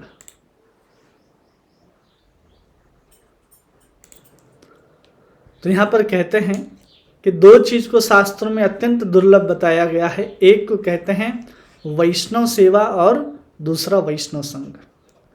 जब जिस शास्त्रीय श्रद्धा का अवलंबन करने से उदित विवेक जीवों को वैष्णव के या फिर कृष्ण नाम के भजन में रुचि उत्पन्न होती है, उसी में उनमें वैष्णव सेवा और वैष्णव संघ की भी रुचि होती है। मान लीजिए किसी शास्त्रीय श्रद्धा के कारण, तो साधारण जीव है उसको हम लोग तो समझ लिया ना कि शास्त्र ही हम सबको इन सब की ओर लेकर के जाता है। तो जो हम शास्त्र का जब अवलंबन करते हैं और शास्त्र में हमने क्या उत्पन्न कर ली, श्रद्धा उत्पन्न कर ली। अब उसी शास्त्र के माध्यम से जब हमारा उदित हो गया हमारा विवेक, और जब हमारा विवेक उदित हो गया तो उसी विवेक उदित होने के बाद जब हमारी रुचि किसमें हो जाए, कृष्ण नाम में जब हमारी रुचि होने लग जाए, और उसी से उनमें कृष्ण नाम से ही किसमें रुचि उत्पन्न होती है, जितना कृष्ण नाम उतना वैष्णव सेवा में रुचि होगी, वैष्णव सेवा। और वैष्णव सेवा कैसे प्राप्त होगी, जब किसी को वैष्णव का संग प्राप्त होगा, वैष्णव संग प्राप्त होगा। तो नाम जैसे जैसे रुचि उत्पन्न होते जाएगी वैष्णव सेवा और वैष्णव संग में, उसकी रुचि अपने आप उदित होते चली जाती है। और लेकिन जो अनुदित विवेक वाले लोग हैं, जिनका विवेक अभी भी उदित नहीं हुआ है, वे अपने परंपरागत आचरणों के अनुसार कृष्ण मूर्ति का अर्चन तो करते हैं, अतएव उन लोगों को वैष्णव सेवा और सत्संग में रुचि नहीं होती। बहुत सारे लोग हैं क्या करते हैं, जिनका विवेक उत्पन्न नहीं हुआ है, वो कृष्ण का मूर्ति तो घर में रखते हैं। बहुत सारे लोग हैं जो लड्डू गोपाल की घर में मूर्ति की सेवा करते हैं, बहुत बड़े बड़े विग्रहों की सेवा करते हैं, लेकिन उनकी बात कही जाए सत्संग करना है, भागवत का अगर श्रवण करना है, किसी वैष्णव की सेवा करनी है, तो उनमें उनकी रुचि नहीं होती है। किनकी नहीं होती, जिनका अभी तक विवेक जो है अनुदित है, अभी तक उदित अनुदित है, जिनका विवेक अभी तक जागृत नहीं हुआ। कृष्ण की सेवा भी करते हैं लेकिन उनकी सत्संग में और कृष्ण सेवा में किसी प्रकार की रुचि नहीं होती है। ऐसा तो ऐसे संक्षेप में यहाँ पर जो वैष्णवदास बाबा जी हैं वो समझाते हैं लाहिड़ी महाशय को जीव तत्व के विषय में। अब लाहिड़ी महाशय यहाँ पर प्रश्न पूछते हैं, और लाहिड़ी महाशय का वो प्रश्न क्या है, यहाँ पर प्रश्न है कि कृष्ण तत्व और जीव तत्व को तो हम समझ लिए। किसको समझ लिए हम, जीव तत्व को समझ लिए और कृष्ण तत्व को समझ लिए, अब कृपा करके हमें क्या बताइए, हमें माया तत्व के विषय में बताइए। माया तत्व क्या है? अभी माया तत्व के विषय में कहते हैं, जो माया अचित्त व्यापार है, जो इस संसार में हम सब देख रहे हैं ना, माया अचित्त व्यापार। अचित्त मतलब कि जहां पर चित्त नहीं है, जो सच्चिदानंदमय नहीं है, जो दिव्य नहीं है, ऐसे माया अचित्त व्यापार को माया या फिर कृष्ण की एक शक्ति के नाम से जाना जाता है। यही माया तत्व को हम बहिरंगा शक्ति के नाम से जानते हैं। भगवान की क्या है? बहिरंगा शक्ति है। जैसे छाया जो है, छाया कहाँ उत्पन्न होती है? जैसे कि मान लीजिए कि एक यहाँ पर स्ट्रीट लाइट लगा हुआ है, ठीक है, एक यहाँ पर बहुत सुंदर ऐसा स्ट्रीट लाइट लगा हुआ है और यहाँ बहुत सुंदर एक बल्ब जो है वो प्रकाशमान हो रहा है, ठीक है। और यहाँ पर कोई एक व्यक्ति खड़ा है, यहाँ पर क्या है, एक व्यक्ति खड़ा है। अब इसका जो छाया जो बनेगा वो कहाँ बनेगा? यहाँ पर बनेगा। उसी प्रकार भगवान जो हैं और जो माया है वो भगवान की शक्ति, भगवान की जो पूर्ण जो सच्चिदानंदमय शक्ति है उसका जहाँ पर छाया पड़ता है, किसके कारण? ये बहिरंगा शक्ति जो यहाँ पर खड़ी है ना, यही भगवान की माया शक्ति है, ये जो यहाँ पर खड़ी है। और इसके खड़ा रहने से ये जो स्वयं भगवान कृष्ण जो रूपी जो प्रकाश है वो यहाँ पर पूर्ण नहीं पहुँचता और यहाँ पर क्या हो जाता है, केवल और केवल अंधकार ही अंधकार रहता है। यहाँ क्या है? अंधकार ही अंधकार है। इसी को क्या कहते हैं हम सब? बहिरंग जगत कहते हैं। यही बहिरंग जगत कहलाता है। वास्तव में माया भी भगवान की शक्ति है और उसी शक्ति से इस जगत में भगवान के उस चिदानंद स्वरूप का, उस दिव्य चिन्मयता का प्रकाश यहाँ पर जहाँ पर नहीं पहुँचता वहाँ अंधकार होता है, उसी को बहिरंग कहते हैं। क्योंकि छाया हमेशा कहाँ बनती है? प्रकाश से बहुत दूर रहती है। और यही जो जड़ जगत है, जहाँ हम 14 भुवन पृथ्वी जल अग्नि वायु आकाश मन बुद्धि जड़ देह माया में जो हम आमित्व रूप का जो अहंकार पैदा करती है कि यही मेरा है, यही शरीर मैं हूँ, ये सब जो पैदा करती है, बद्ध जीव के अंदर जो लिंग देह है, स्थूल देह है, ये सब माइक है। और मुक्त होने पर जीव चित्त देह में निर्मल हो जाता है। जीव जितना ही अधिक माया में फंसा रहता है वो कृष्ण से उतना ही बहिर्मुख है। जो जीव कहाँ है? यहाँ पर रह रहा है, इसके अंदर, इस ब्रह्मांड के अंतर्गत रह रहा है, वो सब जीव कैसे कहलाते हैं? बहिर्मुख कहलाते हैं। और बहिर्मुख कब तक है? जितना माया में फंसा है उतना वो कृष्ण से दूर रहेगा। उतना अधिक वो किससे दूर है? उतना अधिक वो कृष्ण से दूर है। इतना ज़्यादा कृष्ण से दूर रहता है, इतना अधिक।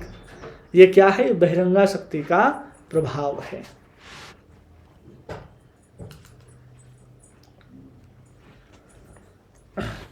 अब कहते हैं बद्ध जीव भोग के लिए कृष्ण की इच्छा से माइक ब्रह्मांड की सृष्टि होती है। बद्ध जीवों के भोग के लिए कृष्ण की इच्छा से ही ब्रह्मांड की सृष्टि होती है।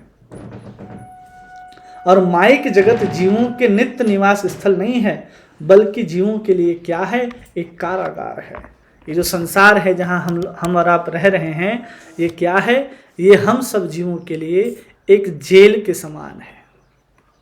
और ये जेल का निर्माण किसके लिए हुआ? हम जीवों के लिए हुआ। किसकी इच्छा से हुआ? कृष्ण की इच्छा से हुआ। इसलिए जेल जो है हमारा नित्य निवास स्थल नहीं है, ये केवल एक कारागार मात्र है। अब यहाँ पर लाहिड़ी महाशय अगला प्रश्न पूछते हैं और कहते हैं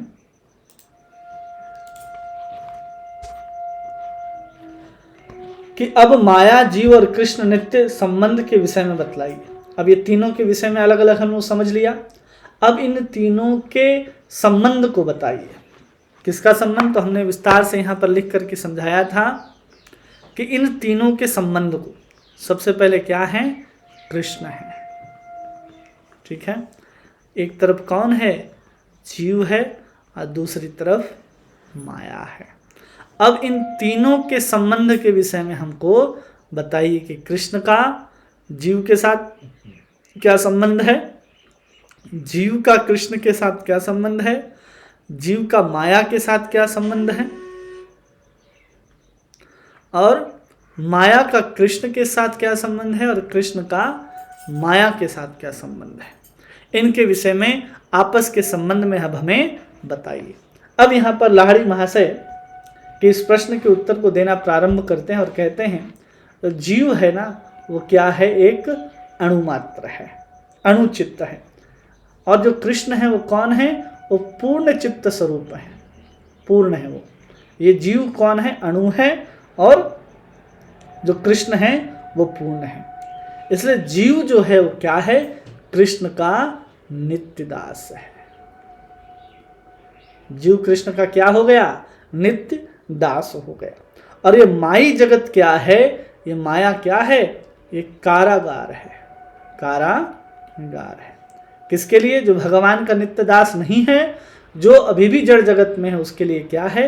ये कारागार के समान है, एक जेल के समान है। और वही सत्संग के बल से या फिर भगवान के भक्ति के बल से कृष्ण की कृपा प्राप्त करके जब उच्चित स्वरूप में प्राप्त होने लग जाता है, और जब भगवान का अनुशीलन करने लग जाता है, तो अपने स्वरूप में स्थित होकर के वो कृष्ण की सेवा में लग जाता है। कैसे लगेगा? ये अणु चैतन्य अनुचित स्वरूप जो है, नित्य दास है, ये माया में फंसा हुआ है। कैसे कृष्ण को प्राप्त करेगा? ये प्राप्त करेगा भगवान की भक्ति को करके। यहाँ से जीव को क्या करना है? भक्ति करके वो कृष्ण को प्राप्त कर सकता है। आगे कहते हैं, कृष्ण सेवा का रसपान करता है, यही तीनों तत्वों के परस्पर निगूढ़ संबंध है, और इसका ज्ञान न होने से भजन कैसे हो सकता है। माया क्या है हम समझ गए। जीव माया में कारागार में फंसा हुआ है, 3 गुण में आवृत्त है, रजोगुण सतोगुण तमोगुण में बंधा हुआ है। जीव को भगवान की भक्ति करनी होगी, तब अपने वास्तविक स्वरूप में प्राप्त होगा। ये जीव भगवान की तटस्था शक्ति है, कृष्ण भगवान, और माया क्या है? भगवान की बहिरंगा शक्ति है। कृष्ण स्वयं पूर्ण ईश्वर हैं, और हम जीव कृष्ण के दास हैं। हमें माया से निकलना है और कृष्ण का भजन करके कृष्ण के पास जाना है। यही इसके संबंध को यहाँ पर समझाते हैं। अब लाहिड़ी महाशय कहते हैं, यदि विद्या अध्ययन के द्वारा ज्ञान लाभ होता है, तो वैष्णव होने के लिए क्या पांडित्य की आवश्यकता होती है? क्या प्रश्न पूछ रहे हैं कि विद्या अध्ययन के द्वारा ज्ञान लाभ होता है। हम कोई विद्या जब अध्ययन करते हैं तो उससे क्या लाभ होता है? ज्ञान लाभ होता है। और उसी प्रकार वैष्णव होने के लिए पांडित्य की होने की आवश्यकता है कि हम बहुत बड़े पंडित होंगे तो ही हम वैष्णव होंगे। तो यहाँ पर वैष्णवदास जो बाबा जी हैं वो उत्तर देते हैं, परमहंस बाबा जी, कि वैष्णव बनने के लिए किसी विद्या की भी आवश्यकता नहीं है, और किसी विशेष भाषा में पारंगत होने की भी आवश्यकता नहीं है कि अमुक अमुक भाषा को जानने वाला है, इसकी भी आवश्यकता नहीं है। तो किसकी आवश्यकता है?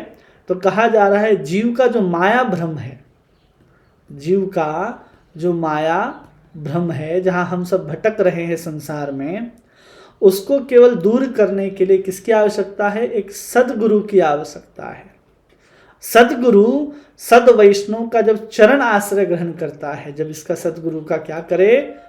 आश्रय ग्रहण कर ले, और जब सद्गुरु अपने वाणी और आचरण के द्वारा जब उस जीव को जो भ्रम में है उसको क्या दे? संबंध ज्ञान जब प्रदान करता है, तब जाकर के उसका वैष्णव होना, उसका भक्ति होना प्रारंभ हो जाता है।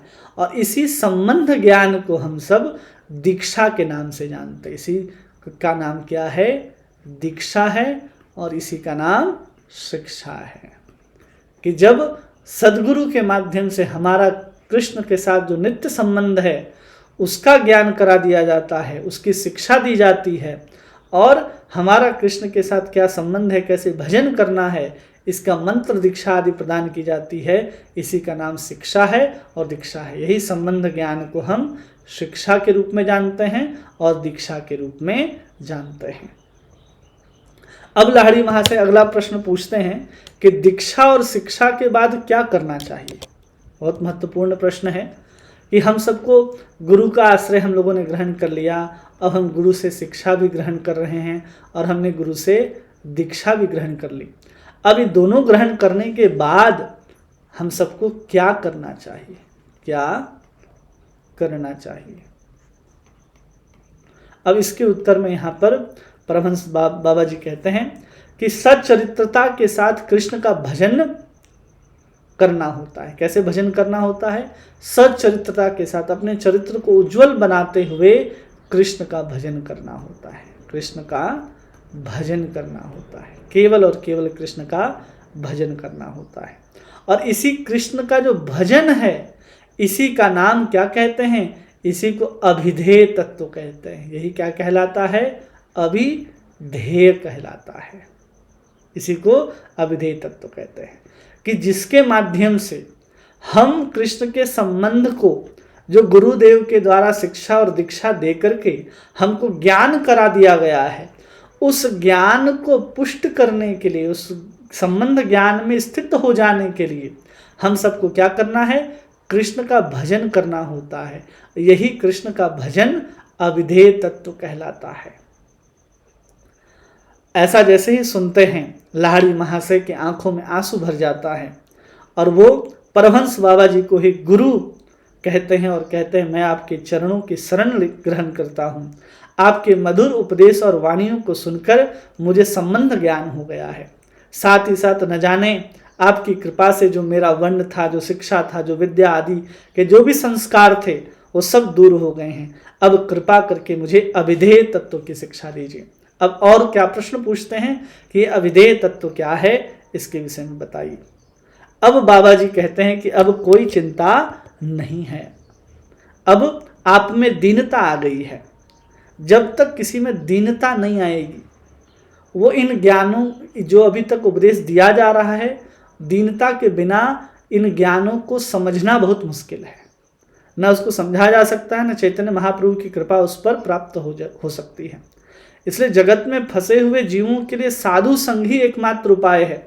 और साधु संग अगर किसी को करना है तो उसके लिए सबसे पहले क्या आनी चाहिए? उसके अंदर दीनता आनी चाहिए। दीनता के साथ ही जो साधु संग है वो क्या है? वो फलित होता है। दीनता के बिना साधु संग कभी भी फलित नहीं हो सकता, इसलिए दीनता अत्यंत आवश्यक है। और सद्गुरु की कृपा पाकर के भजन की शिक्षा देते हैं। जब व्यक्ति के पास दीनता है तभी वो शिक्षा प्राप्त कर सकता है, और उसी भजन के बल से धीरे धीरे जो प्रयोजन तत्व है उसको प्राप्त कर सकता है। अब यहाँ पर लाहिड़ी महाशय पूछते हैं कि क्या करने से भगवान का भजन होता है। अभिधेय तत्व मतलब भगवान कृष्ण का भजन। अब यहाँ इसको लिख देते हैं, कृष्ण का भजन ही क्या है? अभिधेय तत्व है। क्या है? अभिधेय तत्व है, जिसके माध्यम से प्रयोजन तत्व की प्राप्ति होती है। संबंध तो पता चल गया कि हम कृष्ण के दास हैं, लेकिन उस संबंध की स्थापना कब होगी, हम कृष्ण को प्राप्त कब होंगे? जब हम कृष्ण का भजन करेंगे। अब इसी कृष्ण का भजन जो है वो कैसे किया जाता है, भजन कैसे करना चाहिए, मुझे बतलाइए कि क्या करने से भजन होता है। तब बाबा जी कहते हैं भक्ति ही हरि भजन है। क्या उत्तर देते हैं? भक्ति ही हरि भजन है। भक्ति ही हरि भजन है। अगर कोई व्यक्ति भजन, हरि का भजन कर रहा है, भक्ति कर रहा है, तो वही हरि भजन कहलाता है। अब इस भक्ति की भी 3 अवस्थाओं का वर्णन करते हैं। सबसे पहले कहते हैं साधन भक्ति, दूसरा वर्णन करते हैं और कहते हैं भाव भक्ति, और तीसरा वर्णन करते हुए कहते हैं प्रेम भक्ति। ये 3 प्रकार की भक्ति हैं। साधन करते करते भाव का उदय होता है, और फिर भाव उदय होने के बाद, भाव के बाद प्रेम का उदय होता है। अब लाहिड़ी माँ से प्रश्न पूछते हैं कि बताइए ये साधन कितने प्रकार का होता है? जो साधन भक्ति है, साधन ये कितने प्रकार का होता है? तब यहाँ पर उत्तर देना प्रारंभ करते हैं कि भक्ति रसामृत सिंधु में रूप गोस्वामी ने बहुत विस्तार से समझाया है कि साधन कितने प्रकार के होते हैं। तो बताते हैं साधन 9 प्रकार के होते हैं। कौन कौन? श्रवणम, कीर्तनम विष्णु, स्मरणम पाद सेवनम, अर्चनम वंदनम दास्यम, साख्यम आत्मनिवेदनम। ये सबसे पहला साधन क्या है? श्रवण सबसे पहला साधन है। दूसरा साधन क्या है? कीर्तन सबसे दूसरा साधन है। तीसरा साधन क्या है? स्मरण तीसरा साधन है। चौथा साधन क्या है? तो पाद सेवनम चौथा साधन है। पांचवा साधन क्या है? अर्चन पांचवा साधन है, भगवान की अर्चना करना। और वंदना, भगवान की अगर हम वंदना करते हैं तो ये भी भक्ति का ही प्रकार है। फिर दास्य, कि हम भगवान के क्या हैं? एक नौकर हैं। और उसके बाद हम भगवान के साख्य हैं, सखा हैं, तो ये भी मान लेना, ऐसा भी क्या है? भजन है। और अंतिम में क्या है? आत्मनिवेदन, अपने आप को ही भगवान के चरणों पर निवेदन कर देना। ये 9 प्रकार की भक्ति, साधन भक्ति का वर्णन यहाँ पर कहते हैं। तो रूप गोस्वामी ने कुल मिलाकर के 64 प्रकार के भक्ति का वर्णन भक्ति रसामृत सिंधु में किया है। अब उसमें से एक विशेष बात है कि जो साधन भक्ति है, साधन भक्ति जो है वो 2 प्रकार की होती है। एक को हम सब जानते हैं, वैधि भक्ति कहते हैं, और दूसरे को कहते हैं रागानुगा भक्ति कहते हैं। 2 प्रकार की क्या है? साधन भक्ति कही जाती है। ठीक है। वैधि भक्ति की हम जब बात करते हैं तो इसी वैधि भक्ति के अंतर्गत ये 9 प्रकार के जो साधन हैं ये वैधि भक्ति के अंतर्गत आते हैं। जो श्रवण कीर्तन स्मरण आदि है ये वैधि भक्ति के मूल साधन है, इसको करना ही करना है। और उसके बाद आता है रागानुगा भक्ति, जो किसी ब्रजवासियों के अनुगामी होकर उनकी तरह ही कृष्ण की मानस सेवा को, कैसे होता है रागानुगा भक्ति? तो जो ब्रजवासी गण हैं, नित्य परिकर हैं, ब्रजवासी जो नित्य परिकर हैं, नित्य परिकर हैं, इनके अनुगत में हमें सेवा करनी होती है। और कैसी सेवा होती है? यहाँ पर मानसी सेवा करनी होती है। इसको ही रागानुगा भक्ति कहते हैं। अब लाहिड़ी महा से अगला प्रश्न पूछते हैं कि साधन भक्ति में अधिकार विचार किस प्रकार किया जाता है, कि साधन भक्ति में किसका अधिकार कहाँ पर है, किसको कौन सी भक्ति करनी है, इसका विचार कैसे किया जाएगा? प्रश्न तो होगा ना कि साधन भक्ति की तो आपने बात कही, अब साधन भक्ति में कैसे विचार किया जाए कि किसका अधिकार किस वाले भक्ति में है और किसका किस में नहीं है। तो गुरुदेव तो यहाँ उत्तर देते हैं बाबा जी कि कहते हैं कि गुरुदेव की आज्ञा से अगर कोई अपने गुरु के पास सानिध्य में रह रहा है तो उसके गुरुदेव ही साधक को शास्त्र विधियों के अधीन रहने का अधिकारी समझते हैं। तो उसको सबसे पहले वैधि भक्ति की शिक्षा देते हैं। जो रागानुगा भक्ति का अधिकारी है उसको राग मार्ग की शिक्षा देते हैं। जब कोई भी साधक जब किसी अपने गुरु के पास जाएगा साधक, तो वहाँ सबसे पहले उसको वैधि भक्ति की ही शिक्षा दी जाएगी, जो वैधि भक्ति का अधिकारी है। जो रागानुगा भक्ति का अधिकारी है उसको रागानुगा भक्ति की शिक्षा दी जाएगी।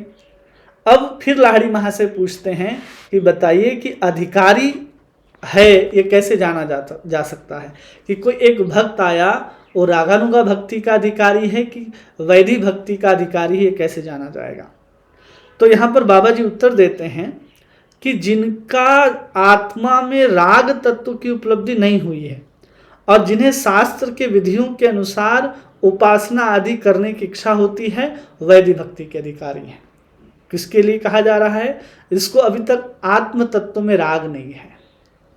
जो आत्म तत्व है उसमें अभी तक राग नहीं है और जिसको लग रहा है कि हमें शास्त्र के विधियों का पालन करना है और उसके अनुसार हमें भजन करना है, शास्त्र के विधि के अनुसार भगवान की उपासना करनी है, वो वैधि भक्ति का अधिकारी कहा जाता है। और जिसका आत्मा में और हरि भजन के लिए स्वाभाविक अनुराग उदित हो गया है, जिसका क्या है, आत्म तत्व में और कृष्ण में क्या है, स्वाभाविक अनुराग उदित हो गया है, स्वाभाविक राग उदित हो गया है।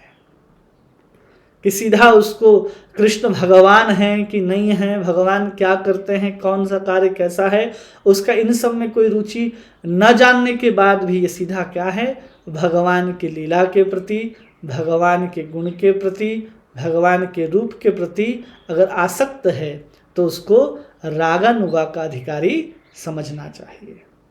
जिसका किसमें अधिकार है, जिसका राग किसमें हो गया, जिसका सीधा राग ही लीला में, गुण में, रूप में या सेवा में हो गया कि अरे हमें तो भगवान का जो चरण संवहन है, या हमें भगवान के वस्त्रालंकार की सेवा है, या भगवान की किसी प्रकार की सेवा में सीधा जिसकी रुचि हो गई। एक तो हुआ कि शास्त्र कह रहा है तो कर रहा है, एक स्वाभाविक रूप से, शास्त्र की आज्ञा की भी आवश्यकता नहीं है, लेकिन उसकी इच्छा है कि वो भगवान की इस प्रकार से सेवा करे, वो रागानुगा भक्ति का अधिकारी होता है। ऐसा अधिकार निर्णय करके यहाँ पर बताते हैं। अब आगे यहाँ एक और प्रश्न पूछते हैं। क्या पूछते हैं कि आप मेरा अधिकार निर्णय कर दीजिए जिससे मैं अधिकार तत्व को समझ सकूं, और वैधि और रागानुगा भक्ति का विचार मैं अभी भी नहीं समझ पा रहा हूं। अब यहाँ पर क्या प्रश्न पूछते हैं कि मेरे लिए, जो लाहिड़ी महाशय हैं वो बाबा जी को कहते हैं कि मेरे लिए आप विचार कर दीजिए कि मैं कौन से भक्ति का अधिकार हूँ। तो बाबा जी कहते हैं कि अपने चित्त की परीक्षा करने पर आप अपना अधिकार स्वयं समझ सकते हैं।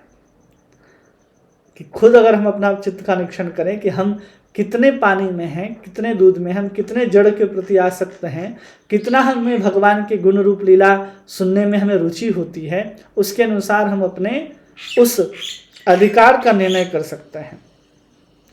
अगर हम सोचते हैं कि शास्त्र के अनुसार नहीं चलने से भजन नहीं हो सकता, तब हमें शास्त्र के द्वारा निर्धारित की गई विधियों के अनुसार साधन भजन करने से अधिक उपकार होता है।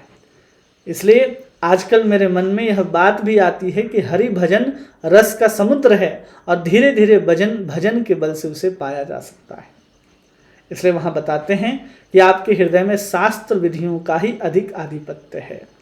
क्या है, जो कह रहा है कि जो अधिक शास्त्र कहते हैं, जो शास्त्र की विधियों को ही सब परिमानते हैं, वो शास्त्र की विधियों का ही आधिपत्य है जिनके ऊपर, जिनके हृदय के ऊपर, जिनके मन के ऊपर, जिनके चित्त के ऊपर, जिनके बुद्धि के ऊपर, तो उनको क्या स्वीकार करना चाहिए, उनको वैधि भक्ति ही स्वीकार करनी चाहिए। भक्ति ही स्वीकार्य है,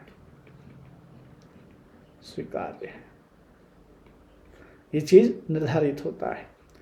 तब वैधि भक्ति का अवलंबन करें और धीरे धीरे राग तत्व हृदय में उदित हो जाएगा। जब वैधि भक्ति का पालन करेंगे तो वैधि भक्ति करते करते हमें क्या करना है, हमें राग तक पहुंचना है। केवल वैधि ही नहीं करते रह जाना है, क्योंकि वैधि भक्ति करने से राधा कृष्ण प्राप्त नहीं होने वाले। हमें वैधि करते करते राग उत्पन्न करना है, कृष्ण के गुण रूप लीला आदि में अनुराग उत्पन्न करना है। तब हमारी वैधि भक्ति क्या होगी, सार्थक होगी। अन्यथा वैधि भक्ति भी नैमित्तिक धर्म के अंतर्गत चला जाएगा। यदि हम सब गौड़ीय वैष्णव होने के नाते यदि राधा और कृष्ण के प्रति अनुराग उत्पन्न नहीं करते तो, ठीक है। आगे कहते हैं, जब ये सुनकर के लाहिड़ी महाशय सजल नेत्रों से बाबा जी के चरणों पर गिर पड़े और कहने लगे कि कृपा करके वैधि भक्ति और रागानुगा भक्ति की शिक्षा जिसमें मेरा अधिकार हो प्रदान करे, मैं अनधिकार चर्चा नहीं चाहता। बाबा जी उन्हें गले लगाते हैं और कहते हैं, आप हरि नाम ग्रहण कीजिए। समस्त भजनों की अपेक्षा हरि भजन ही अधिक बलवान है।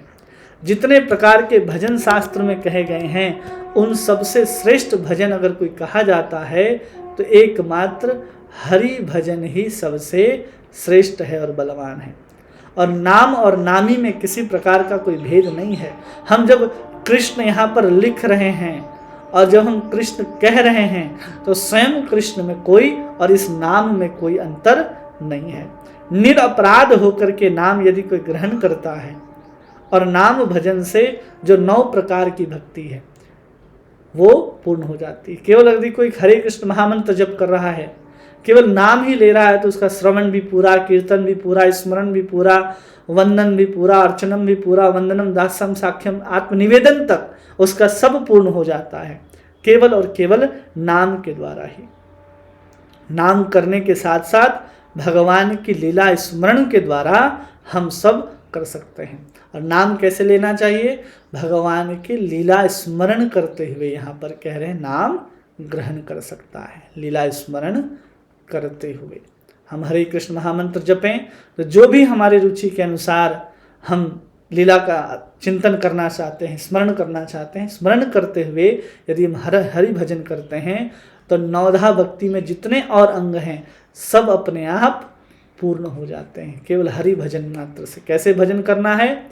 तो हमें निरपराध होकर के भजन करना है। किसी प्रकार का न नाम अपराध होना चाहिए, न सेवा अपराध होना चाहिए, न भक्त अपराध होना चाहिए, न धाम अपराध होना चाहिए।